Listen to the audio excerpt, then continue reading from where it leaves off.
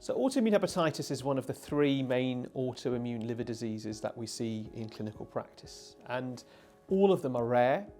But the challenge is that despite being rare, there is no medical intervention that's been proven to cure any of these entities, and autoimmune hepatitis is no exception.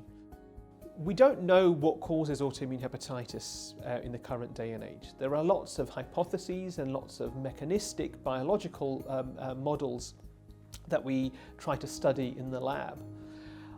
What we see is that there is likely a genetic predisposition. These individuals who develop autoimmune hepatitis have certain genetic variants that may make them more predisposed to autoimmunity in a broad sense.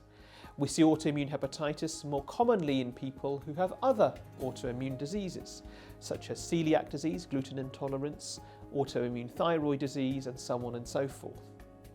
Broadly speaking, women do have a higher risk of developing autoimmune diseases, whether that's due to a hormonal factor, what we call an epigenetic factor because of something of having two X chromosomes, we don't completely understand.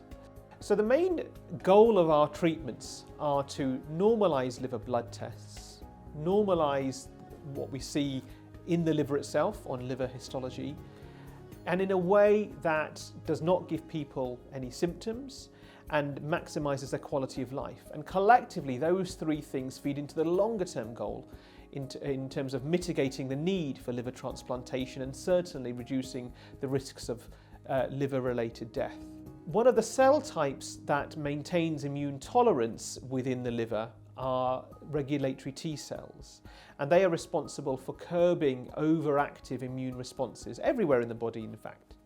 So at the moment, what we found sort of in terms of regulatory T cell activity is that they are different in people with autoimmune hepatitis to people without the disease. What we've been able to do is use certain sections of liver, what we call wedges, and we have been able to identify where these regulatory T cells go and where they stick to.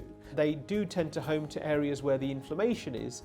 We are now in the process of trying to elucidate their functions to be sure that they've stayed regulatory T cells rather than switching characteristics and becoming the bad guys sort of in the disease. Well, what we hope is that people can attain remission from their autoimmune hepatitis without the need for taking tablets every single day and without side effects. If our hypothesis was to be true, then regulatory T cells may be a cell therapy that is able to control the disease without the need for daily medications. And of course, I hope that this particular therapy would be useful for other autoimmune diseases, both within liver medicine as well as sort of autoimmunity more broadly.